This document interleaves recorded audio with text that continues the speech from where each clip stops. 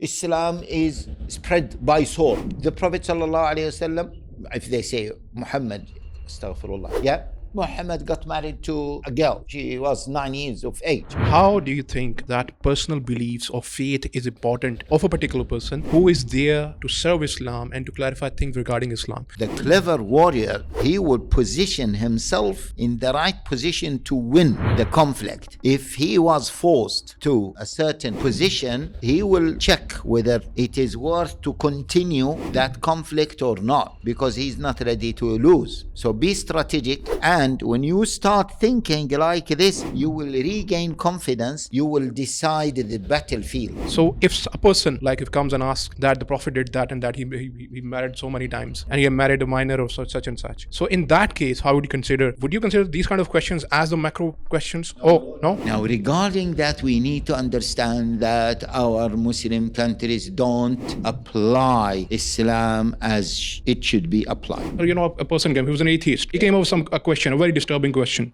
And the person, a Muslim, he doesn't know the answer. How should you react to the question? Should he leave just, okay, I'm going? If the civilization or a developed country provided people with the best, 5G internet, with the best health facilities, with the best roads, with the best schooling system, etc. But still people are not happy. Bismillah ar-Rahman ar-Rahim. Assalamu alaikum wa rahmatullahi wa barakatuh. Dear viewers, I'm your host, Dr. Omer Farooq Saeed, with another episode of Rational Reflections. Today, I have a very special guest with me in the studios. But let me just introduce you the topic. The topic for today is the art of defending Islam. Why do we have to do it? We need to understand the basic dogma or the creed behind the defense of Islam. Why we need to do it? What should be the ideal methodology of doing it? And what are the pros and cons in doing so?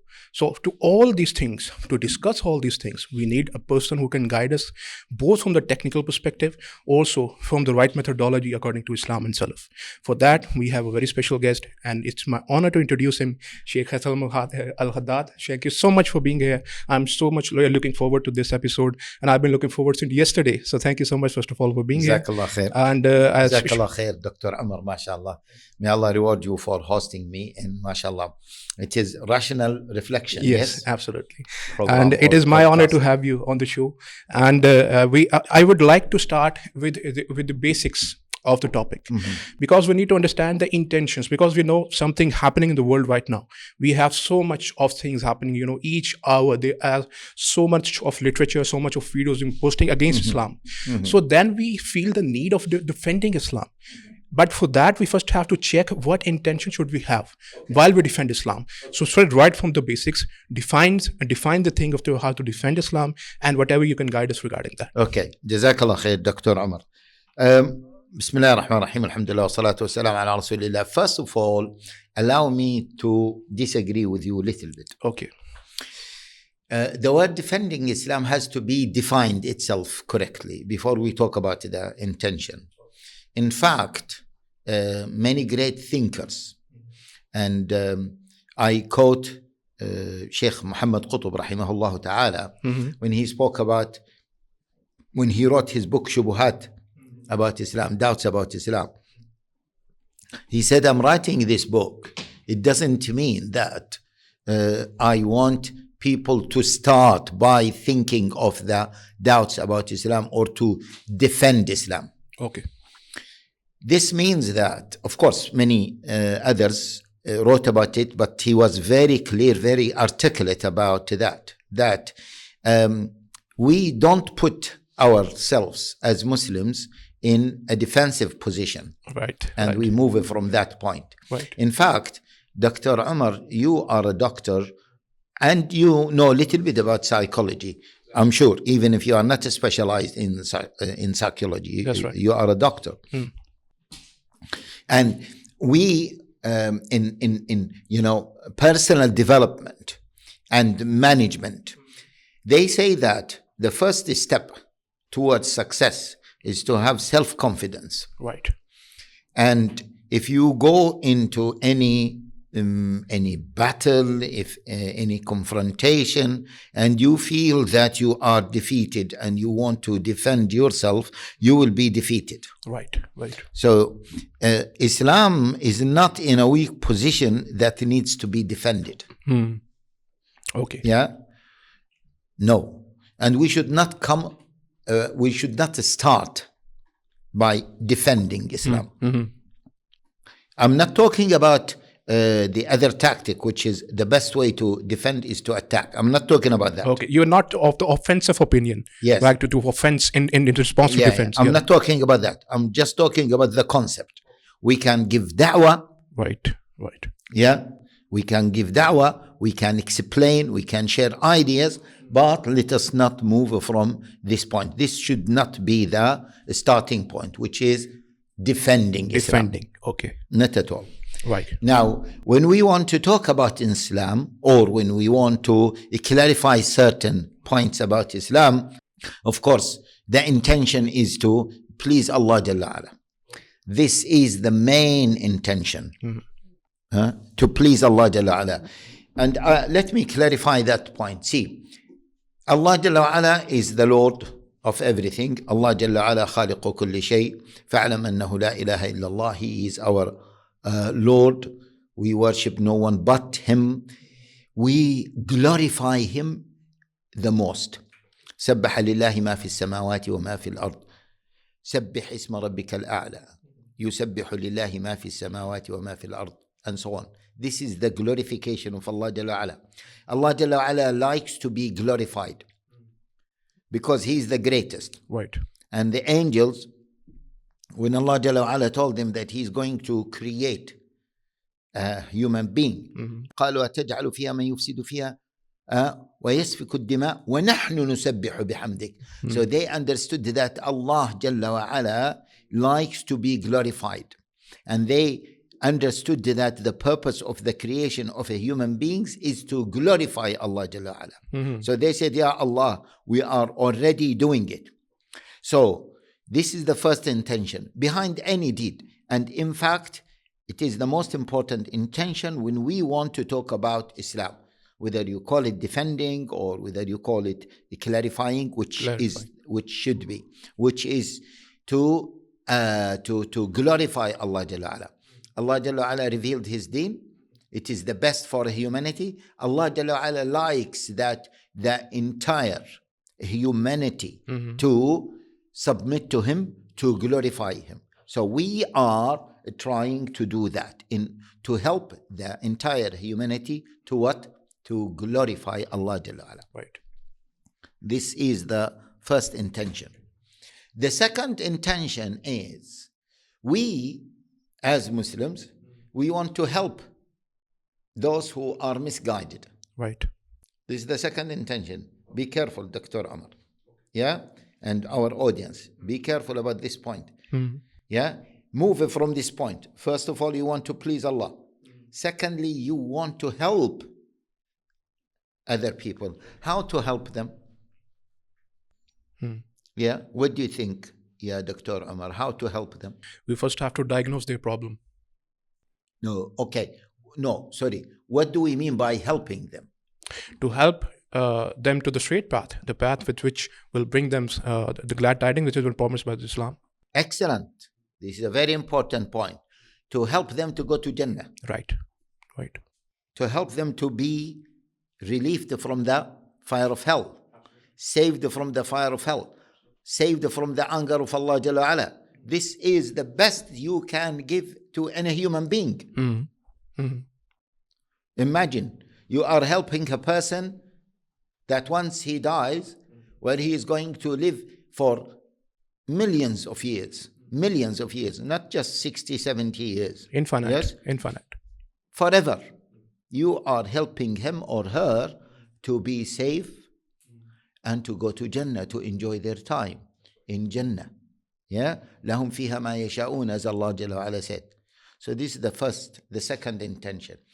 And this, Dr. Omer, makes a huge difference when you are making da'wah, and even when you are attacked.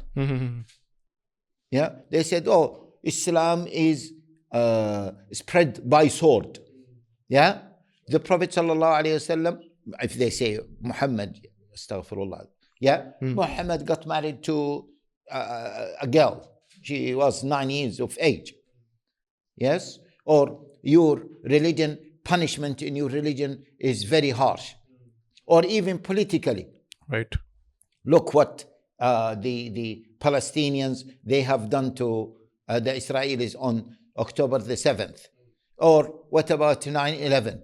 So when you are attacked like this, boom, boom, boom, yes, you feel that you are in the corner. No. Don't feel in the corner. You want to clarify to them, because those people, one single second in the fire of hell, they will regret everything. And you are helping them to get the pleasure of Allah Jalla Ala and to go to Jannah. Another point which is connected to this, they will live happily in this life. Brother Omer, many people think that, yes, non-Muslims are happier than Muslims. That's true. Yeah? You in Pakistan here, I met so many young brothers. They think that we are coming from paradise. Britain is like another paradise. And their dream is to go to America or to go to the UK. They think that if they go there, then they will live in the best place on earth. That's right. No, that is not true. And non-Muslims are living a horrible life. Yeah, don't think that Trump, when he is dancing by a sword, and he is really happy. Okay, we don't know about his personal life and how much drugs he is consuming. You know the suicide rate in the UK. How much is it? Yeah, around 4,000 people, plus or minus, on average. 4,000 out of 100,000. 4,000 people commit suicide on a yearly basis. Ooh, that's a huge number. Some even statistics say that this is what is recorded. 4,000 people, what does that mean? It means 10 people a day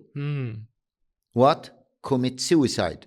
Now tell me, if they are happy as many of our shabab think, then why do they commit suicide? Why our shabab does not have that contentment with their lives? Why it's so? Okay, this is a very good question. Yes, this is a very good question. Okay, I will go back to this question. Right, sure. No, okay, so we said the first intention is to glorify Allah Jalla Ala. The second intention is to help the other those people to go to Jannah. The third intention is to help them in this dunya. Allah Jalla wa Ala says, وَمَنْ أَعْرَضَ عَنْ ذِكْرِي فَإِنَّ لَهُ مَعِيشَةً ضَنْكَ وَنَحْشُرُهُ يَوْمَ الْقِيَامَةِ أَعْمَى قال ربي لم حشرتني أعمى وقد كنت بصيرا قال كذلك أتتك آياتنا فنسيتها وكذلك اليوم تنسى. Allah Jalla wa Ala said to Adam, follow my guidance. If you don't follow my guidance, you will have miserable life. If we don't follow the guidance of Allah Jalla wa Ala, we'll have miserable life. Now, when we offer Islam to the entire humanity, we want the entire humanity to enjoy the tranquility of Islam, the peace of Islam. So this is the third intention. Of course, there are some other intentions, which is to get the reward by guiding a person to Islam. The Prophet sallallahu alaihi wa sahbihi wasallam says, لَأَنْ يَهْدِيَ اللَّهُ بِكَ رَجُلًا وَاحِدًا خَيْرٌ لَكَ مِنْ حُمُرِ النِّعَمِ. It's better for you to guide one person rather than to get precious camels. Camels, like precious cars. Yes. Better than a Mercedes, or better than, BMW, etc. So these are some basic points regarding the main intention when we, again, clarify certain things about Islam, not defending Islam. How do you think that personal beliefs or faith is important of a particular person who is there to serve Islam and to clarify things regarding Islam? How important is his particular belief is? Because somewhere we have to learn that people, as I asked you before as well, we do not have content. Contentment is very important when we live our lives. But somehow it is not to be. It is present to some extent. I do agree. But where it is not present, that question, which how to address the issue when it's not present. Yeah. Okay. See, I would like to say that every single Muslim should participate in da'wah. Okay. Every single Muslim should participate in da'wah. Okay. Why? Because it gives you a lot of reward. And the need for da'wah is so huge. And giving da'wah to non-Muslims or to Muslims who have weak iman is not only the job, or is not the job of the scholars or the imams, Right. or da'is, or Muhammad Hijab, Yeah. or Hamza Hamza Tazozuk, or Ali Da'wah, or those people. No. Or Uthman, brother Uthman in America. No. I should do da'wah, you should do da'wah. One should do da'wah according to the situation and circumstances. The Prophet sallallahu alayhi wa sallam said, "Man ra'a minkum munkaran falyughayyir." Allah Jalla wa Ala says, "Ud'u ila sabili rabbika bil hikmati wal maw'izati al hasana." Call to the way of your Lord. Yeah. وَمَنْ أَحْسَنُ قَوْلًا مِمَّنْ دَعَا إِلَى اللَّهِ. Who is better than those who give da'wah? So now some people say we don't have enough knowledge. No problem. Give da'wah according to your level and keep learning. Some people say my iman is not strong, so how can I give da'wah? That's true. That's the question. No, give da'wah. Giving da'wah will be a way to strengthen your iman. That's a very important point. Yeah? But let me mention something. No, don't go into debates. Yes? If you are not fully equipped. If you don't know how to do it. Don't go for debates. This is a very important principle. It is, of course, many of our shabab, they like to go for debates because they like to record them, and they know that people enjoy debates. That's true. And on YouTube, the debates is It's everything. Hits. It gets several hits, millions of them. Exactly. So no, don't go for debates. Okay. Also, avoid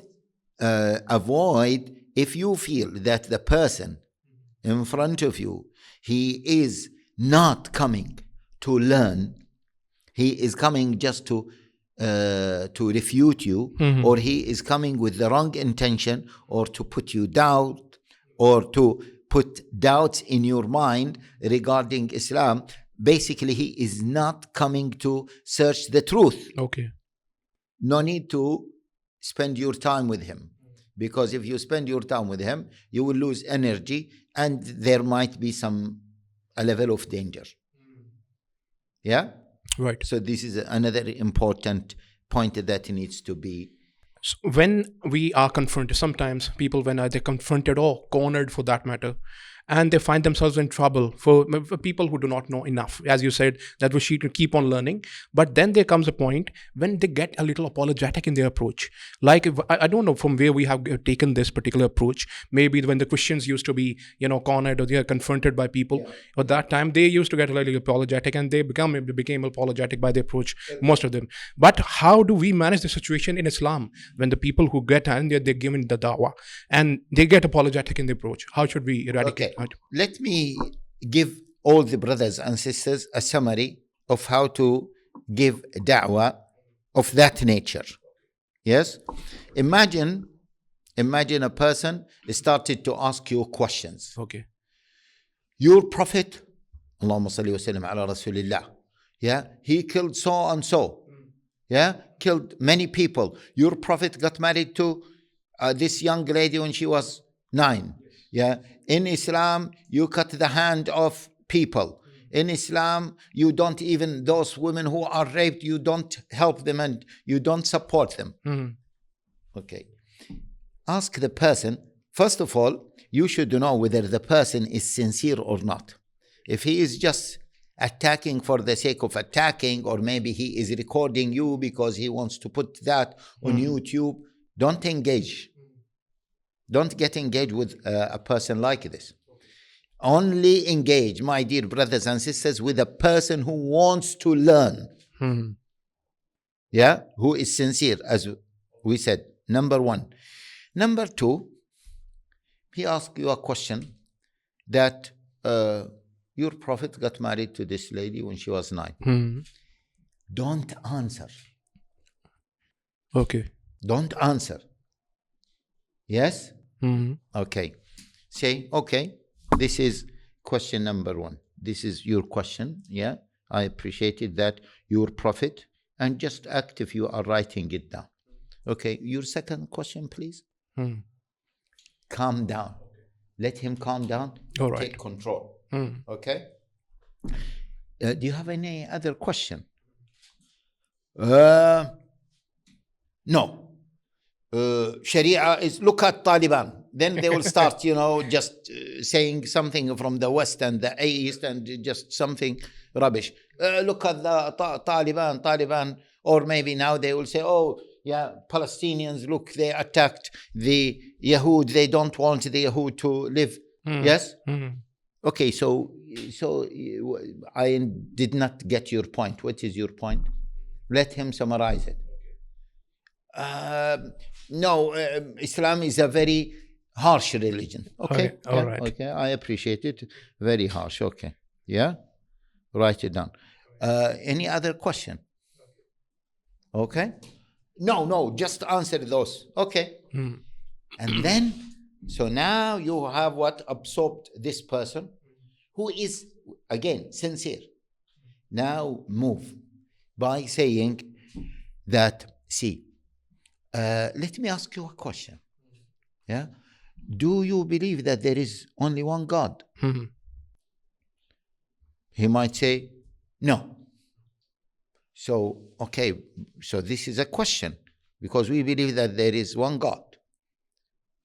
This is a key question. Right. So he might say, yeah, then you put it, or he might say, no.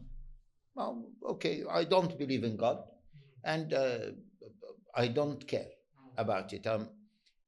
Yeah, but this is a question. This is a question. Is there a God or not? This is a key question. This is more fundamental question. Okay, yeah, this is another question. So we have now question about God's existence. Yeah? Do you believe in Muhammad? Peace be upon him. No? He will answer, no. You don't believe in Muhammad. No. So this is another point that needs to be discussed. Okay, 4. Yeah, believing in Muhammad. So, okay, Mr. So-and-so, you have number of points, number of key questions. So let us start with them one by one. Let us start with the most important one. And the most important one, you claim that there is no God. And then he will say, yeah, there is no God. And then start discussing that. All right. So, absorb him in order to divert the discussion into what? The discussion about Tawheed. Yeah? Don't, brothers and sisters, please. Yeah? Don't answer micro questions. You will get nowhere. Yeah? Whether the person is Muslim, the person is non-Muslim, and when they ask minor questions, yeah? Don't answer minor questions. Start with what? The macro questions, the major questions, the questions that will open the door for Islam. If the person doesn't submit to Allah, if the person doesn't see Allah as the greatest being, as the supreme being, yeah, he will not accept anything else from Islam. So he has to what? To submit to the greatness of Allah Jalla Ala, to the wisdom of Allah Jalla Ala. He should see that Allah Jalla Ala knows and we don't know. And then you can move to other points. That's right. Okay. But then it raises a question that it's a very important point. But in order to distinguish between the issues and the non-issues, or should I say the valid questions and the lame questions for that matter. There needs to be a proper method, right? Right. If I talk about, for me, my Prophet has the precedence over any other thing, of course, after believing in Allah subhanahu wa ta'ala. So if a person, like, if comes and asks that the Prophet did that and that, he married so many times, and he married a minor or such and such. So in that case, how would you consider these kind of questions as the macro questions? No.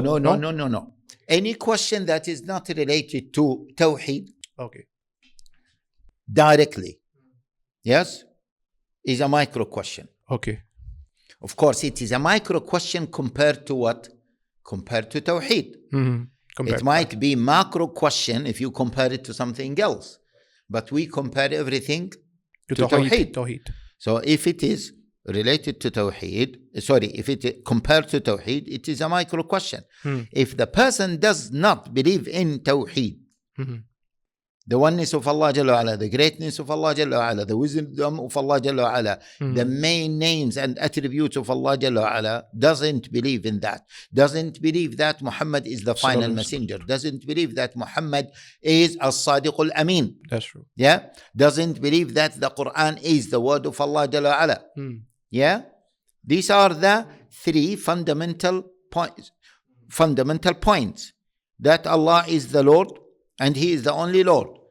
Muhammad ﷺ is the final messenger, and the Quran is the word of Allah Jalla wa'ala. Yeah. Maybe you can add to it another point, which is we are going to die and we are going to be resurrected and held accountable. That's right. Anything other than those is considered to be what? A micro question. Micro question. Right. Yeah. Yes. While you were mentioning the previous point, something was coming to my mind, that you were saying that you need to check the intention of the person who is confronting you, who is asking you questions. Yeah. So sometimes if you see that for people who are sincere, they will be very evident from their behavior. Yes. We need to check that. Yes. But sometimes, that is, it's in my experience, or you would have noticed that as well. People in the beginning, they sometimes are very aggressive. Yeah. Sometimes they are very like they will be this, I need to confront you, this and that. Yeah. Like there was a Dutch filmmaker who was about to researching and making films against Islam, very clever and very famous guy. Yeah. And he accepted Islam afterwards. In the beginning, he was very aggressive, but then he had some sincerity. I know him very well. Sincerity in his heart. But in the beginning, he was aggressive against Islam, making content against Islam. So how do then we distinguish? Okay. Excellent. Okay. First of all, brothers and sisters, if someone from the street is asking you, just, I'll tell you, something happened with me. Okay. Recently. A few months ago, the encampments that were carried out by the students to support Palestine. Right. So I went to speak to them in Queen Mary University. So I spoke to them. I was just outside the fence. I spoke to them. And anyway, after that, a white man came crossing the street. And he said to me, "Are you on Imran?" Okay. So I said, "Sorry." He said, "Are you on Imran?" Then I realized that he is asking what? Are you an imam? Okay, right. Yeah. So I said, "You mean an imam?" He said, yes, an imam. Okay. Yeah. I said, "Yes."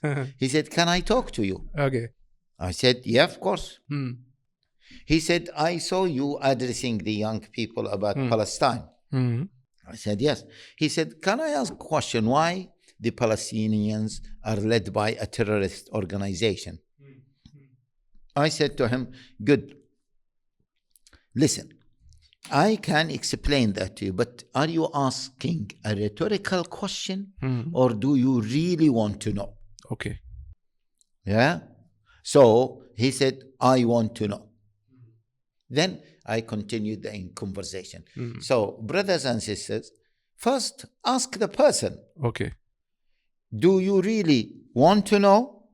Or you are just asking to confront me or to... The second point, if the person is sincere, he will give you time. If the person is not sincere, ask him, how much time do you have? If he says, "No, I need to go, I don't have time," then tell him whenever you have time, yeah, you can approach me here or there or whatever, Okay. and then we can talk. This is very important. Don't take a defensive position and start talking, and the person, he is not listening. He is just standing in front of you and he's not listening. That's true. He wants to leave because he's not interested. So this is a key point that helps you, brothers and sisters, to identify whether the person is sincere or not. If the person is sincere, he might say, well, I have time. Or he might say, no, I don't have time, but how can I read about this more? Yeah. Or maybe I can call you, or you can call me, or yeah. So this is another important point. If the person is sincere, when you ask him about his questions, and then you ask him, do you believe in Tawheed? He says no. Do you believe in Muhammad sallallahu alaihi wasallam? He would say no. Then tell him, okay, so we have a number of questions. So the key question is about Tawheed. If he accepts, then he is sincere. If he refuses or she refuses, then they are not sincere. They want their point. Yeah? And they want their point not to understand it, but to what? To put you down, to criticize you, to criticize Islam. Yeah? So those people, you don't engage with them. So we leave them on their own? We leave them on their own? Yeah. Okay. Leave them on their own. Yeah. Leave them there in their own. I will mention another point, but just see, if, for example, you are a student and a person comes to you, he wants to know some questions. If you can delay him to Google his name, to know a little bit about him. Yeah. And now, what is it? AI Google. Yeah. To know a little bit about his background. Maybe he is that person who is what? Yeah. Who is just causing troubles. Yeah. Or maybe he is a sincere person. So do your homework. And brothers and sisters, don't feel that you are intimidated by any question. Yeah. The clever warrior, he would position himself in the right position to win the conflict. If he was forced to a certain position, he will check whether it is worth to continue that conflict or not, because he's not ready to lose. Okay. So be strategic. And when you start thinking like this, you will regain confidence, and you will what? You will decide the battlefield. Right. And don't let others decide the battlefield, okay, for you, because they might take you to a minefield that they are they well versed of it, and you don't know it, okay, and then you will lose. Yeah. So if there is such kind of a person whom you have identified as a non-serious person, he's not there to learn from you. Yeah. So can you just give him a copy of Quran or a book and just move ahead? Excellent. See, brothers and sisters, please respect your knowledge. Okay. Respect yourself. If you are not qualified enough, don't claim that you will debate or answer any question. I would like to know that if a person who you think, or you have identified him to be a non-serious person who is not there to learn from you. When the person is clearly identified as a non-sincere person, or he has experience in putting people down, yeah, please, brothers and sisters, respect yourself, respect your knowledge, and don't get into a debate with a person like this. Don't answer questions that come from a person like this, because those questions are not sincere questions. Refer him to a qualified person. That's it. Okay. And you don't need to get into a debate or an argument with a person who is fully equipped, who has good experience in confusing people. Yeah. So would you would you say that all those professional debates, if you were talking about the experts as well, Yeah. like you have done yourself as well, mashallah, so would you consider that they are really beneficial? Because at the end of a debate, both the parties claim victories. They say that I did better. And these kind of things we have heard so many times. Would you say that those have some benefit according to you? Yeah, yeah. This is a very good question. You know, the early scholars, they were not in favor of debates. Okay. And this is now like a school of thought that those debates are not beneficial. But I came up with a conclusion, that the person who is debating with you, we are now talking about debates. We are not talking about a sincere person who is asking for questions. No, debates. The person who is debating you is very unlikely that he will accept the truth, especially if the debate is public. Okay. Because his ego, his shaitan, they will stop him from saying, oh, yes, I agree, I admit. And I always say to brothers, have you ever seen in any of the debates, the person who is debating is coming and say, oh yeah, I agree, and ashhadu an la ilaha illallah wa ashhadu anna Muhammadan Rasulullah. It never happened. Never happened. Yeah. Or to my knowledge, I haven't seen that. Even the best debater, maybe in this era, on the modern era, was Ahmad Didat. Yes. Oh. Rahimahullah. Oh yeah. Yeah. Maybe he is the best. Now, Ahmad Didat, rahimahullah ta'ala, طبعا, of course, some people disagree with his method, etc., etc. We are not discussing that, but I'll clarify something about his debates. By the way, I visited his institution. Oh, mashallah. Just a few months ago in South Africa, and I delivered a lecture along with Brother Hamza. Have you ever seen any person, any of the rabbis or any of the people who was debating with, even Ahmad Didat win the debate, even if he wins the debate, they will not say, well, we accepted the truth. They will keep arguing. Okay, so why Shaykh Ahmad Didat rahimahullah was debating them? Because of the audience. That's right. So, brothers and sisters, if it happened, first of all, this debate should be carried out by the qualified people. Right. Number one. Number two, the person who is debating, his first aim is to what? To address who? The audience. Forget about the person in front of you. It's very unlikely that he will accept the truth. But you need what? To talk to the audience. And the audience are of two types. Of course, there are Muslims and there are non-Muslims. The non-Muslims, many of them, to be honest with you, they attend because they learn. Otherwise, they are not going to spend time in, attending debates. That's right. Maybe some of them, very few, they will attend for fun, but most they want to learn. So that's why your debate, should be focusing on those non-Muslims first, who are what? Sorry, not first. On non-Muslims who want to learn. But the first people you should target in your debate is what? Those Muslims who have weak iman. Right. By strong answers, you are strengthening their iman. True. Yes?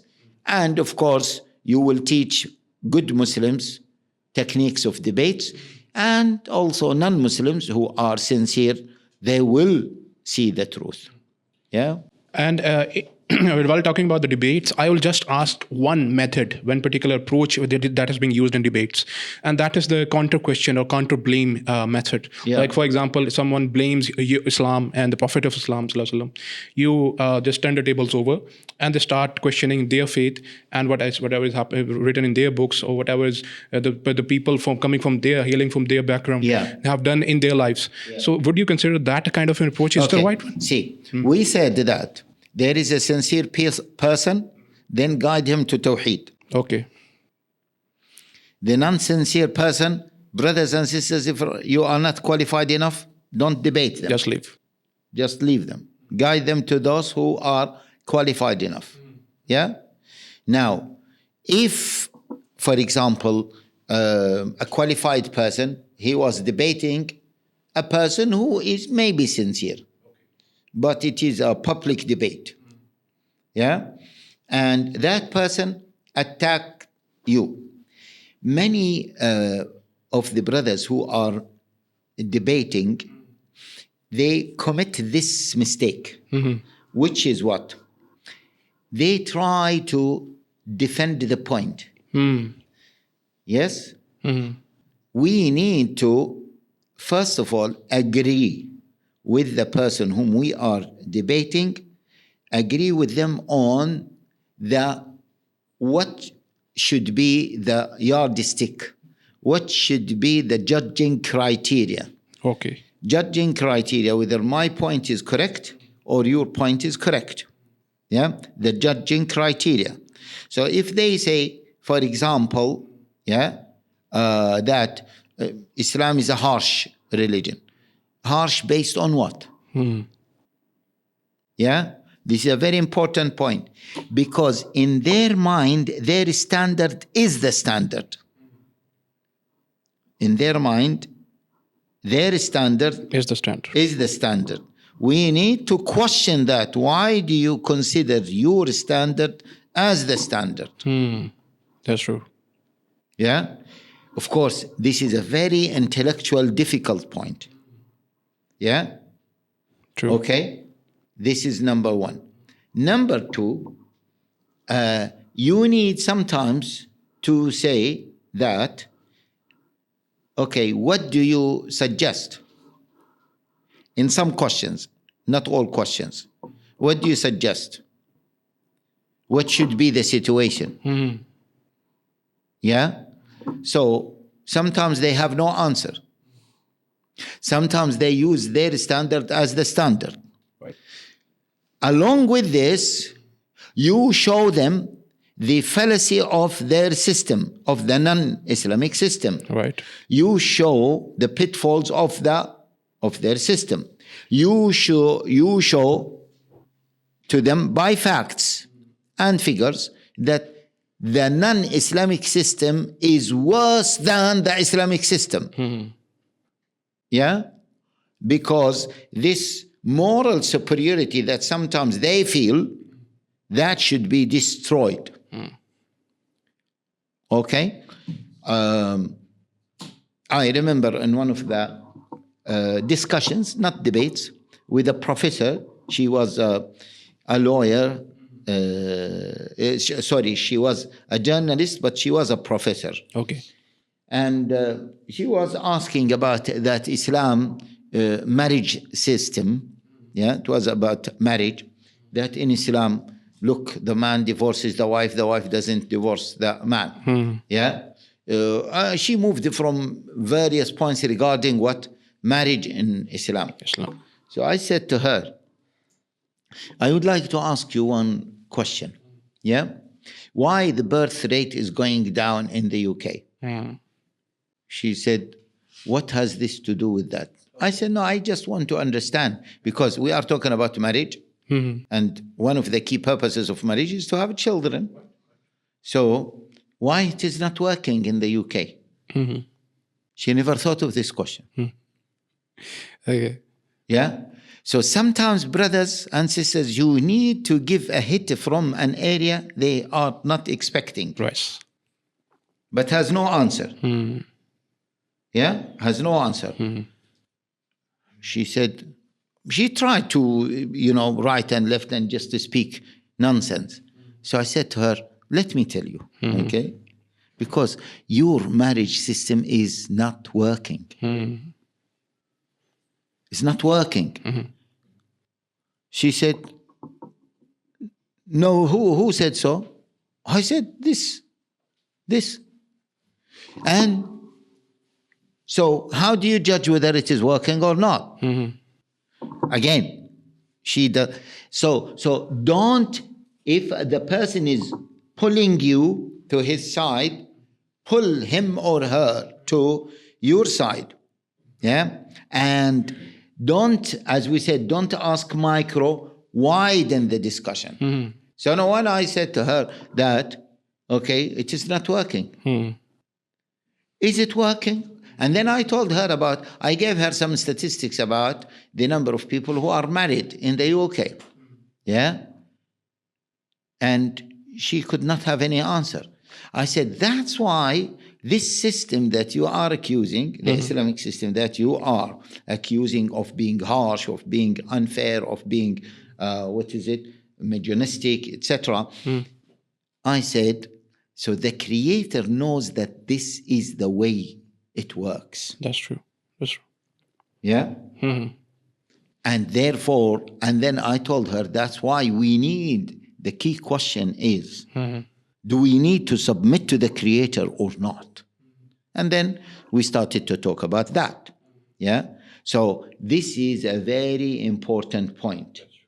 Yeah? Okay. So how important it is, according to you, to be dunya-centric when you're talking about, of course, you have to tell the people who are non-Muslim, of course, they don't know a great deal about Islam, but you need to tell them the benefits of Islam worldly as well. Yes. But is dawah is primarily Akhirah-centric, or it has to be, you have to tell them, okay, this will also benefit you in dunya as well. Yes. You need to tell them as well. Yeah, this is a very good question. A very good question. See, the point is, if they don't believe in Akhirah, if you tell them, if your answers or your, discourse is Akhirah centric, but they don't believe in Akhirah, there is no point. Right. That's the point. Yeah? That's the point. You need, if they don't believe in Akhirah, you need to talk about what? You need to talk about dunya. However, you remember the key point that we've been mentioning is what? Is don't answer micro questions. Yeah? And we said there are 4 fundamental questions that you need to bring the person to, okay, when you have any debate. The first one is what? Believe in Allah as the supreme God and the only one to be worshipped. Muhammad sallallahu alayhi wa sallam, believing in Muhammad sallallahu alayhi wa sallam, believing in the Quran and believing in Akhirah. Yes. Yeah? So that should be the discussion. However, if sometimes in few cases, you need to talk about other things other than those fundamental questions, then you need to mention some of benefits of Islam and, as we said, some of what? The harms, the key harms of what? Of the non-divine system. And that's why I always say to the brothers, please do remember some statistics or keep updating yourself with the recent statistics about, the non-divine system. The suicide rate of non-Muslim countries, especially European countries, drug consumption, alcoholic consumption, crime rate. Yes. Yeah. Even domestic violence. Equip yourself with those statistics in order to be able to put those statistics in front of the person who is, debating or asking or, When you were talking about that, again, the question came in my mind that although we are far better than the West and the Western civilization, when we talk about the worldly matters, we are doing better. But having said so, there are some people, again, the question comes to contentment, that there are some Muslims who still do not have that contentment in their hearts. They are, very disturbed even in So how, if someone asks, there are also people taking antidepressants in Muslims as well. So how would you say that? What is happening to them? Again, this is a good question, a very valid question. First of all, regarding worldly affairs, we need to classify them. Physical, and non-physical. Physical, we might agree that the West is better than, generally speaking, than many Muslim countries in terms of materialism. Okay. Better health facilities, communication facilities, etc. Even better governing system. Everyone has, a good level of freedom. There is a rule of law. You know what are your rights, etc., etc. Even many systems are more just than Islamic countries, so-called Islamic countries. Now, regarding that, we need to understand that our Muslim countries don't apply Islam as it should be applied. Okay. And we can use this in debates. We can say, well, I disagree with the way this country applies Islam. They don't apply Islam correctly. Yes, most of the people are Muslims, but the governing system, the system there, is not really Islamic. That's a very important point. Okay? And we have to admit. So this is regarding what? Regarding materialism. The second point, which is what? Spirituality, contentment. This is definitely Islam, Muslims have more contentment. That's true. Than non-Muslims, even if they have weak iman. That's true. And we can prove this by the, rate of suicide. Those suicide rate in the West, in non-Muslim countries. Drug dealings, even rape, even killing. Okay? Do you know that in the UK, for example, 1 out of 4 women by the age of 16, have been assaulted, sexually harassed? 1 out of 4. Oh.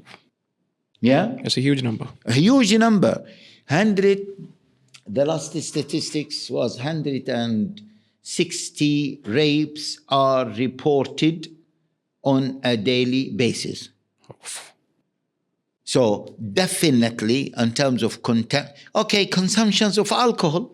That's right. Consumptions of drugs. And so on and so forth. In 2030, they said that mental health issues, mental problems will be among the top 5 health challenges in the West. It's an epidemic already. Already it is an epidemic. Okay. So we need to show these facts, which means that definitely, yes, Islam brings contentment to human beings. By the way, there was an American author, I forgot his name. He was trying to define what does happiness mean. Okay. What does civilization mean? What does it mean? So he came up with a conclusion, subhanallah, similar to the conclusion of the Quran. The Quran, Allah Jalla wa Ala says, "Man amila salihan min dhakarin aw untha wa huwa mu'minun, falanuhyiyannahu hayatan tayyiba." So maybe in the dunya, you might not have materialism as an individual, materialistic pleasure, but you will have what? Contentment. And this is what people are in need of more. You might have wealth, but you might not have contentment. And this is an ongoing debate now in the West. What is the aim of a civilization? If the civilization or a developed country provided people with the best 5G internet, with the best health facilities, with the best roads, with the best schooling system, etc. But still people are not happy. That's right. Then what's the point of all of this? That's right. Yeah?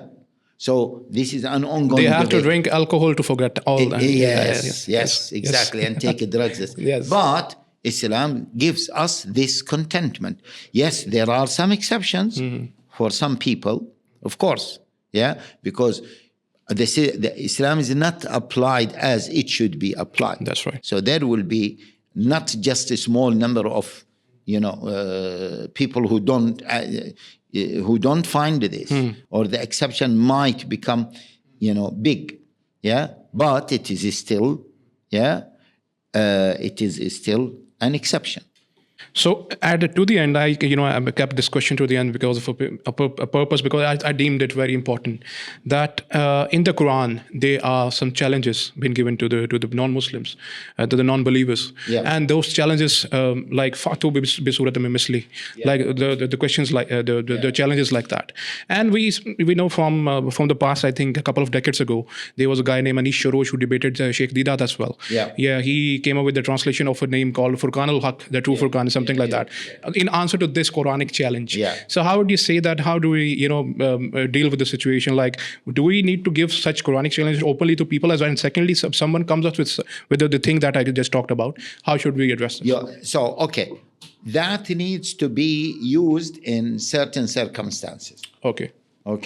We need, with experience, when to bring the challenges of the Quran and when not. But in general, Quran is the strongest challenge. Okay.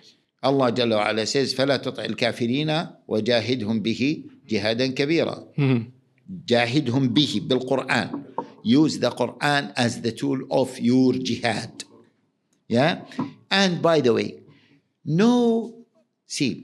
I want to say something. Not every person who brings a doubt deserves to be, addressed. Yeah. Okay. So even if a crazy person, he said, look at my, my book that I have authored, it is better than your book. You need, really fantastic. Fantastic.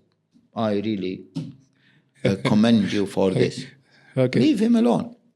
I always give this example. If you are walking and, in a sunny day, and the sun is, very hot, very clear, and he said, the moon is, full moon.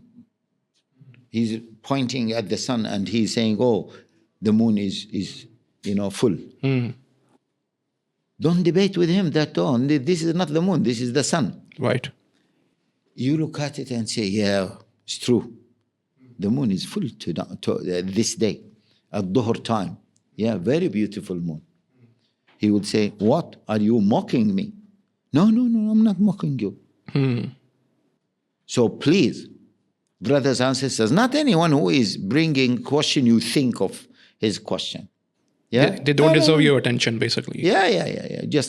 But if there is a person who really wants to know, then, and he wants to learn, then guide him through the Quran, using the Quran.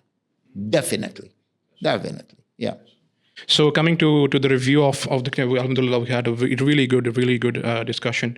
So the point is, when a person is who is a Muslim, they need, according to you, that you said, Ballighu anni walau aya. He used to do it because that will strengthen his faith, first of all, even if it doesn't know about it. And in case, the last comment from you, that if a person who doesn't know, a person who's an atheist, he came up with a question, a very disturbing question, and the person, a Muslim, he doesn't know the answer. How should you react to the question? Should he leave just, I'm going, I don't need to answer? No. Okay. He should say, I need to learn, I will come back to you. All right. I'll come back to you. Or to refer to an expert. Yeah, or to refer him to expert. In fact, what I meant by I will come back to you, you go, yes, brothers and sisters, don't go look for answers. If you don't have good knowledge about Islam, don't start learning Islam from the viewpoint of what? As we said, defending Islam. Because your introduction to Islam will be wrong. So don't do that. Yeah? So just get rid of him, refer him to an expert, or say Okay, I'll get back to you, or I don't know. Yeah? Yes. Okay? And go learn about Islam, not from that point of view. Learn in a very structured way. Learn to strengthen your iman, first of all. Exactly, yes. And learn to increase your knowledge, not to answer that question. Basically, you don't have any excuse to don't learn. You have yes, to. Definitely. Yes. You have no excuse to stay ignorant Yes. regarding anything regarding Islam and definitely. Allah subhanahu wa ta'ala. Definitely. That is the point. Definitely. So alhamdulillah, we had a very fruitful discussion, and I hope so the audience will learn a great deal from it. And I thank you so much for clarifying so many things. And I personally have learned so many things from this. I thank you so much. Also, I would request the viewers that even if you have any questions, we'll try. You can comment that under the video, and we'll try our best to take it to the Shaykh himself. And thank you so much for being here. Alhamdulillah. I'm signing off. Assalamu alaikum wa rahmatullahi wa barakatuh.